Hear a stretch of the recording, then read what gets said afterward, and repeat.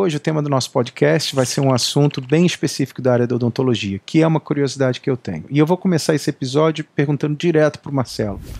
Marcelo, doença periodontal.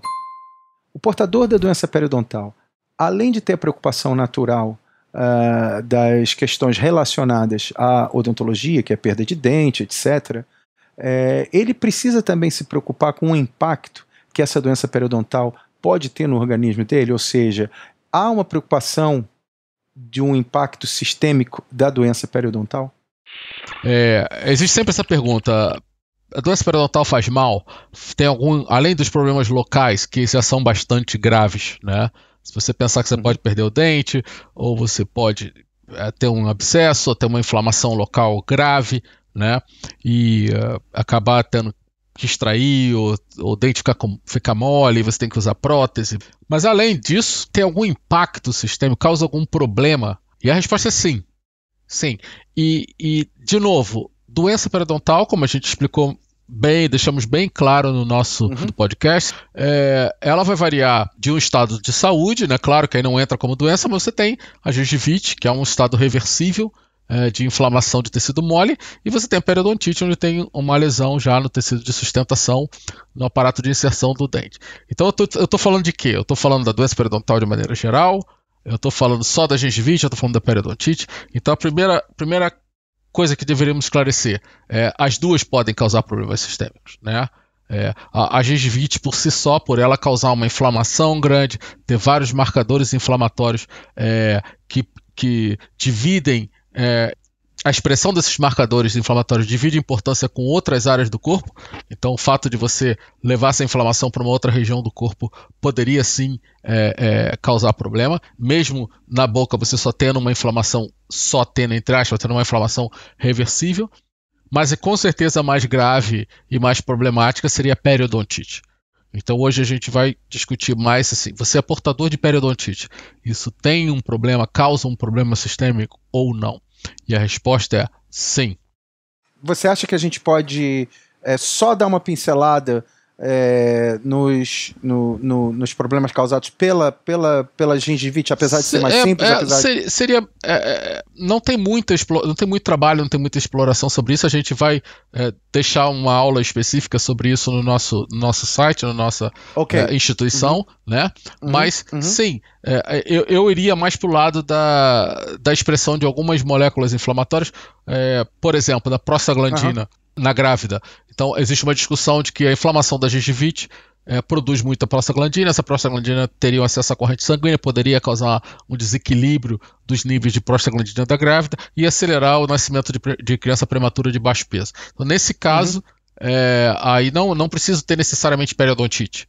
Bastaria ter uma gengivite, já seria suficiente. Entendi. Se a gente pegar o exemplo, por exemplo, da bacteremia, que é a disseminação de bactérias na corrente sanguínea, se eu tiver um acúmulo de placa muito grande, isso vai ser independente de eu ter periodontite ou gengivite. E desde que eu tenha o que a gente comentou no episódio anterior, eu tenha rompimento epitelial, tenha possibilidade de contato dessa flora oral com o meio interno, ela vai ganhar corrente sanguínea, vai se espalhar pelo corpo e vai ter alguma possibilidade de causar um problema. Então, acho que esses dois exemplos ilustrariam a sua pergunta, onde eu não necessariamente precisaria ter perda de suporte dentário para aumentar o risco, aumentar a possibilidade de ter impacto sistêmico. O motivo que eu tô te perguntando isso é até no ponto de vista do paciente.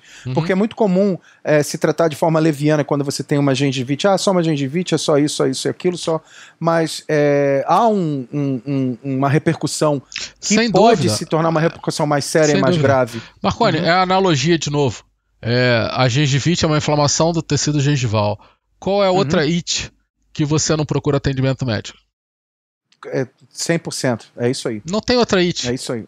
Não tem outra conjuntivite, não tem outra pancreatite, não tem outra IT que você não procure. A única IT que você negligencia é a gengivite.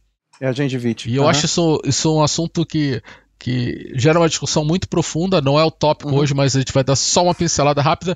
A culpa é de quem? A culpa é do paciente? Não, a culpa é nossa. Nós, dentistas, não mostramos, não explicamos essa importância ao ponto do paciente entender. Então a gente precisa mudar essa mentalidade. Por que acontece isso?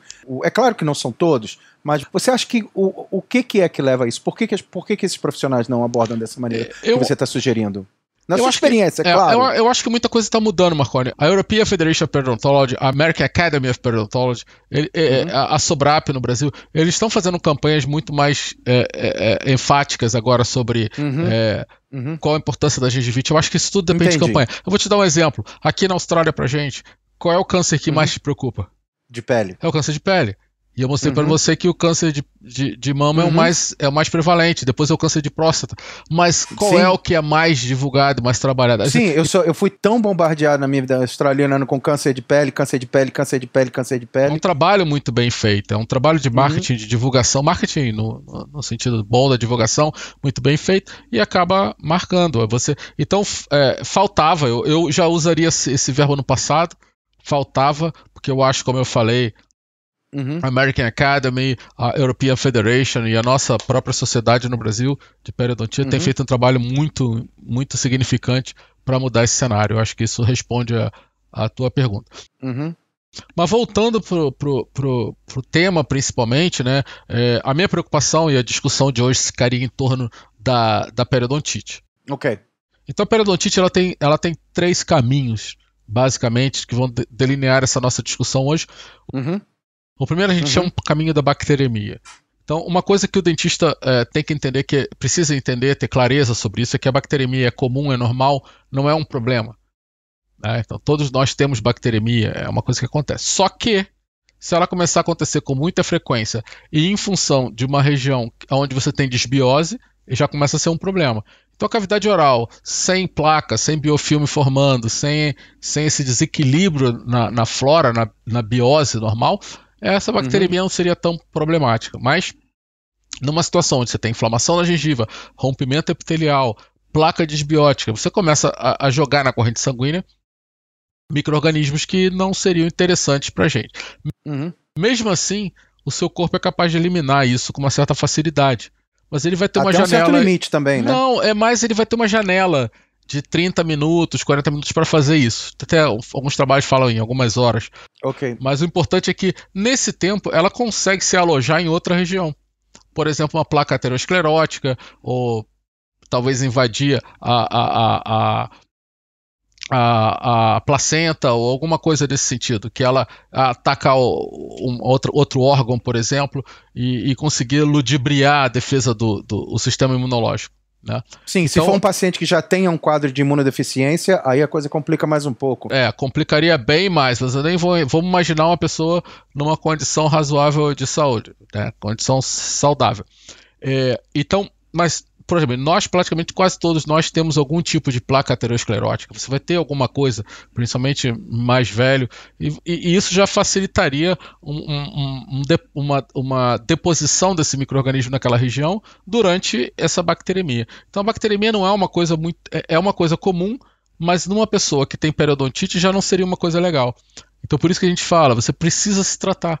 Porque você faz a bacteremia comendo maçã, comendo fruta, comendo qualquer coisa, escovando dente, você faz bacteremia, mastigando, você faz bacteremia. Então, se você tem um ambiente na boca desfavorável à frequência de bacteremia que você vai ter, a situação começa a pender para um lado contra você, né, e não a seu favor. Né? Então, esse seria o primeiro caminho. E esse caminho está muito linkado. Isso é um trabalho do George Rachengales, que foi publicado, se eu não me engano, em 2015. Depois ele publicou um outro mais recentemente, mas ele bota muito claro esses 3 caminhos que a gente está discutindo. Então o caminho da bacteremia, ele é perigoso porque essa distribuição sistêmica bacteriana poderia se alojar numa placa aterosclerótica, por exemplo, e criar problemas coronarianos, ou poderia até atravessar a barreira placentária e causar algum problema para um prematuro de baixo peso. E um assunto que a gente vai discutir mais tarde é como isso afeta o Alzheimer ou doenças escleróticas, por exemplo. Mas isso é uma coisa que a gente vai discutir depois. O segundo caminho é um caminho bem interessante, que é particularmente o que eu gosto mais, é onde eu invisto mais em pesquisa. A gente vai explorar muito isso, tanto em podcast quanto em aulas ou até no workshop, que é a via inflamatória, quer dizer, a inflamação que acontece na gengiva, o desequilíbrio na produção de moléculas pró-inflamatórias e anti-inflamatórias acabam ganhando a corrente sanguínea e ativando outros órgãos. Quer dizer, o principal alvo nesse caso é o fígado, e a ativação hepática gera a produção de proteínas de fase aguda, uma muito conhecida que a gente usa muito comum para tentar fazer um diagnóstico de ativação sistêmica é a proteína C reativa, mas existem outros, complemento pode ser usado, alfa-1 antitripsina pode ser usado, então tem várias outras proteínas de fase aguda que poderiam ser mensuradas, mas isso claramente mostra a segunda via. Então a primeira via é a bacteremia, claro que a bacteremia não é um problema, mas a possibilidade nesse intervalo até o sistema imune se livrar dessa bactéria, dela se alojar em algum lugar nobre, né? A segunda via seria a via onde a ativação hepática aconteceria em função da liberação de substâncias pró-inflamatórias da cavidade oral pela inflamação que está ocorrendo na gengiva. E aí a periodontite é importante porque, como eu falei, o desequilíbrio da inflamação é muito grande na periodontite, então moléculas são mais agressivas, mais relacionadas com doenças sistêmicas, estariam sendo liberadas lá. E essa via, o aumento de proteína C reativa no sangue, ele é um fator de risco para a doença coronariana. Então, isso seria uma via indireta onde a periodontite poderia sim estar te colocando em risco para a doença coronariana. A terceira via é quando o paciente começa a ingerir, a deglutir essa disbiose, essa flora desequilibrada. Então, são trabalhos novos, basicamente sustenta parte da pesquisa que eu faço aqui na Austrália, que é como a inflamação gengival pode afetar a condição do intestino, o aparato intestinal, a doença inflamatória intestinal, por exemplo. Então, nessa terceira via, essa flora iria para o intestino, causaria uma disbiose também no intestino. Tem um trabalho super interessante, publicado ano passado, mostrando essa relação. E isso aumentaria a produção de toxinas pelo intestino e aceleraria ou aumentaria a chance de uma inflamação sistêmica. Então essas três vias são muito importantes. Então a bacteremia é um problema e a melhor maneira de você mitigar esse problema é diminuindo a quantidade de placa na boca, diminuindo o sangramento, diminuindo áreas de exposição de tecido conjuntivo, que é o que a gente discutiu sobre sangramento. A segunda via aconteceria também se você excesso de substância pró-inflamatória ativando o fígado, o contrário também seria interessante, o tratamento reduzindo essa quantidade de substâncias pró-inflamatórias poderia reduzir a expressão de proteína C reativa. Existem trabalhos tentando mostrar esse caminho, alguns falharam, alguns conseguiram mostrar com uma certa clareza. E a terceira via seria a via onde o paciente está ingerindo, deglutindo essa flora disbiótica, e ela causando uma alteração, um desequilíbrio na flora intestinal. Basicamente tudo passa pelo intestino, né? A digestão, o processo digestivo. Você depende demais do microbioma intestinal para que esse processo de digestão, esse processo de aproveitamento do material do material nutritivo que você está tendo, depende do microbioma. E é óbvio que se você estiver contribuindo para o desequilíbrio desse microbioma, para uma disbiose, você está criando uma situação desfavorável sistemicamente para o paciente. Então acho que isso fecha. As três vias que a gente queria discutir. Qual era a colocação que você queria fazer? Eu queria falar um pouquinho dessas consequências. Você pode citar quais são as consequências mais comuns de você ter uma doença periodontal não tratada? Então, como a gente falou desde o início, né? Por si só ela já é um problema pelos problemas que ela vão causar localmente. Mas a meta hoje é a discussão sistêmica. Eu gostaria de deixar bem claro que ela nós não teria até agora, né? Tudo que a gente está falando é baseado em agora. A gente pode daqui a pouco fazer um outro podcast atualizando nossos colegas e amigos com novos achados, né? Nós vamos estar sempre dinâmica em relação a isso. Mas até agora eu diria que ela não tem relação causal. Então eu não posso dizer que isso está causando aquilo. Mas eu posso dizer que isso está piorando aquilo. Então, vamos supor, uma pessoa, né, com uma condição coronariana de saúde, ela não vai ter um infarto ou não vai ter um problema mais grave porque ela desenvolveu periodontite. Mas uma pessoa já debilitada ou uma pessoa já com algum problema coronariano tendo mais esse adicional, eu acredito que sim, aquela gota... É a gota d'água, É aquela gota que faz transbordar, né? Então, o cara já tem uma condição, alguma patologia cardiovascular. Hoje eu colocaria assim, eu acho que você tem que se preocupar com a doença periodontal por si só, pelas consequências locais que ela causa, que não são bastante desagradáveis, mas você tem que estar atento que ela, se não é um fator causal, e eu acredito fortemente que ela não seja, mas ela é um fator que pode desencadear um processo mais grave se você já tiver naquele caminho ali multifatorial. Sim, é o que traz esse nosso papo para aquela conversa que a gente sempre tem, Marcelo, de às vezes falta um pouco a visão holística de tratar o paciente. Isso é uma colocação muito importante que você está fazendo, porque ainda mais grave do que você está falando, a odontologia não participa disso. Então, isso já é difícil na medicina, que é o tratamento integrado, tentar dar o total care para o paciente. E nesse tratamento integrado, eles muitas vezes não checam a condição oral, que teria um impacto muito grande. Então, assim, é um problema, a gente precisa dialogar melhor com a medicina, né? Precisa ter um acesso melhor à medicina. Eu digo que a odontologia tem que ser mais do que consertar sorriso, né? A odontologia ela tem uma responsabilidade muito grande na saúde sistêmica do paciente. A periodontia, na minha concepção, é quase que uma especialidade médica, porque toda a área médica tem a dermatologia, a endocrinologia, a gastroenterologia, eles trabalham numa área específica, eles têm um conhecimento geral, mas se especializam numa área. As condições periodontais, a condição do periodonto, do tecido periodontal, para mim é também uma condição médica, onde você precisa ter conhecimento médico sistêmico, de qual é o problema da inflamação, qual é o problema da disbiose, como é que isso afeta uma pessoa, de maneira geral, e aplicar isso ao local que você trabalha, que é o especialista lá na cavidade oral. Então, isso eu acho que é o futuro, né? Várias faculdades de odontologia viraram parte da faculdade de medicina. Eu sei que isso é comum em alguns países como Portugal, mas na Suécia isso aconteceu no ano 2000, 2010 por aí. A faculdade de medicina incorporou a faculdade de odontologia, a odontologia virou um departamento lá dentro, e agora aqui na Griffith nós saímos do quadro de faculdade de odontologia e viramos faculdade de medicina e odontologia. Quer dizer, virou uma grande faculdade agora. Eu acho que isso é o futuro. Além, obviamente, dessa transformação de nomenclatura, precisa haver uma transformação de comportamento na prática, no dia a dia, né? Que eu acho que é o próximo passo. E esses silos de conhecimento parece que é uma tradição que há das duas partes, da medicina e da odontologia. Isso caberia uma discussão prolongada. Eu não quero nem colocar coisas soltas para depois não amarrar. Não fazerem sentido, não amarrar. Mas eu continuo achando que chegou um momento em que a odontologia achou que tinha sua própria ciência, se desvinculou da medicina, e eu não acredito que isso seja obrigação da medicina. Sinceramente falando, eu acho que eu botaria que é 80% do papel que a odontologia tem que fazer e 20% que a medicina. Eu não botaria meio a meio, porque a medicina está lá.